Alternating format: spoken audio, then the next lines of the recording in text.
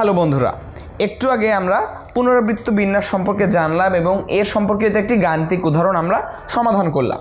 তো এখন আমরা জানব বৃত্তাকার বিন্যাস সম্পর্কে। পুনরাবৃত্ত বিন্যাস আর বৃত্তাকার বিন্যাস নামটা কাছাকাছি হলেও এরা কিন্তু আসলে এক জিনিস না। একটু সাবধান থাকবে। বৃত্তাকার বিন্যাসে তোমাকে বলেই দেওয়া থাকবে যে এই জিনিসটা বৃত্তাকারে বিন্যাস করতে হবে বা বৃত্তাকারে সাজানো থাকবে। পুনরাবৃত্ত বিন্যাসের ক্ষেত্রে কেবলমাত্র বলা হবে যে এক জিনিস একাধিকবার থাকতে পারে বা আসতে পারে, অর্থাৎ পুনরাবৃত্তি হতে পারে। সেখানে বৃত্তাকারভাবে অবস্থান করতে হবে বা সজ্জা বা বিন্যাসটা বৃত্তাকার হতে হবে এমন কিছু বলা থাকবে না। সুতরাং এই বিষয়টি সবসময় খেয়াল রাখবে। সো বৃত্তাকার বিন্যাসে যে জিনিসটি তোমাদের মনে রাখতে হবে সূত্র, সেটি খুব সহজ এবং সেই সূত্রটা আমরা সহজেই দেখতে পাচ্ছি যে বৃত্তাকার বিন্যাসে আমরা দেখতে পাচ্ছি যে n সংখ্যক জিনিস থেকে প্রতিটি জিনিস একবার নিয়ে প্রাপ্ত যে বৃত্তাকার বিন্যাস তা হচ্ছে n-1 ফ্যাক্টোরিয়াল।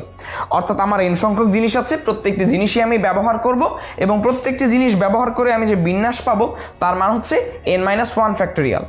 যেমন আমাকে এখানে ABC তিনটি জিনিস দেওয়া আছে, তো এখান থেকে আমি দেখতে পাচ্ছি ABCকে বিভিন্নভাবে বৃত্তাকারে সাজানো যেতে পারে।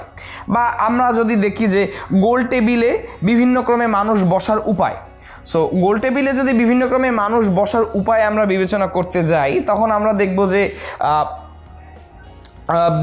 একটা গোল টেবিলে মানুষ মনে করো এভাবে আছে 1 2 3 4 5 বেশ কয়েকটা পজিশনে মানুষকে আমরা বৃত্তাকারে কিভাবে বসাতে পারি সেই বিন্যাসটাও হতে পারে। কিংবা মুক্তা দ্বারা মালা তৈরির উপায় নির্ণয় সংক্রান্ত যে গাণিতিক সমস্যাগুলো, সেগুলো বৃত্তাকার বিন্যাসের ধারণার অন্তর্গত। তো এর পরবর্তীতে আমরা যখন বৃত্তাকার বিন্যাস সম্পর্কিত বিভিন্ন গাণিতিক সমস্যার সমাধান করব তখন এই সূত্র ব্যবহার করব। এখন এই ভিডিওতে আমরা এই কনসেপ্টটা দেওয়ার পরে এর পরবর্তী ভিডিওতে এই বৃত্তাকার বিন্যাস সম্পর্কিত একটি সূত্র নিয়ে কথা বলবো, যেই সূত্রের গাণিতিক উদাহরণে বা একটি সূত্রের গাণিতিক উদাহরণ নিয়ে কথা বলবো এবং সেখান থেকে আমরা বৃত্তাকার বিন্যাস সংক্রান্ত বিভিন্ন ম্যাথ কীভাবে সলভ করা যেতে পারে এবং সূত্রটি কিভাবে ব্যবহার করা যেতে পারে সেই জিনিসগুলো পরিষ্কারভাবে বোঝার চেষ্টা করব।